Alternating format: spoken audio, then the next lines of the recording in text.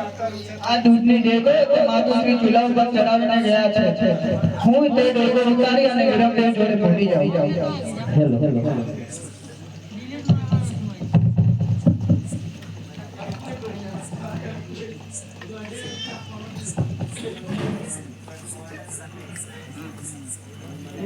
અરે હું બાળકને પારણીયાની અંદર પહોંચાડીને ગઈ હતી.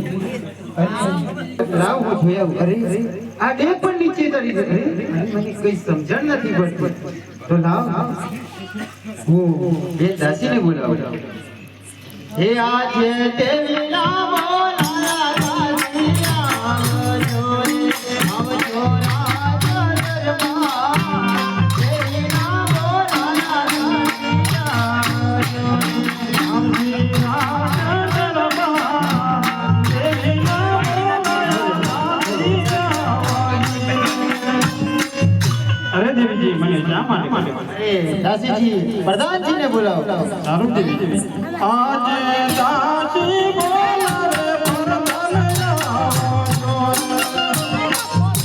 તુમરે પડ્યા રે આપા દાસીના બોલાવા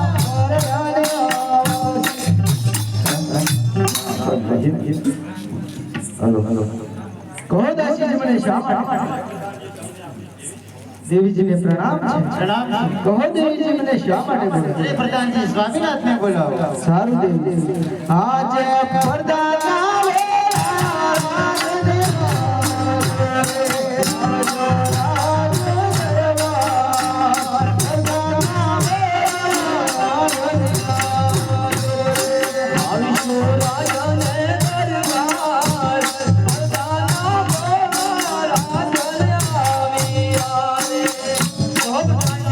અમને શા માટે બોલાવે? અરે રાજા તમને આપણા દેવીજી બોલાવે છે. અરે દેવીજી અત્યારે મને શા માટે બોલાવે? અરે સાંડા શું વાત કરું. શું વાત કરો છો? ખુશીનો પાર નથી. શીરો પાર નથી. એક બાળકની જગ્યાએ બબે બાળક. શું વાત કરો છો? એક બાળકની જગ્યાએ બે બાળક. અને આ ઉપરથી ડેગો પણ નીચે ઉતરી ગઈ છે.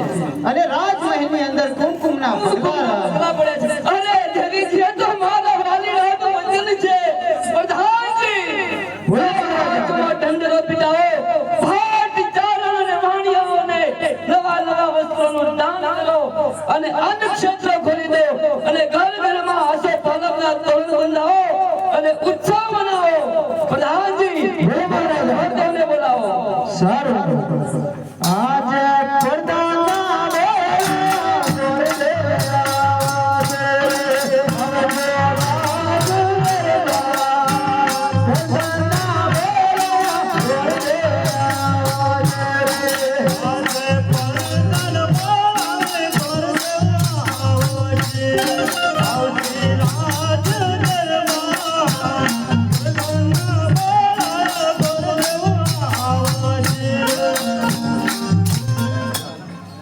અરે પ્રધાનજીને બોલાવવાનું કારણ?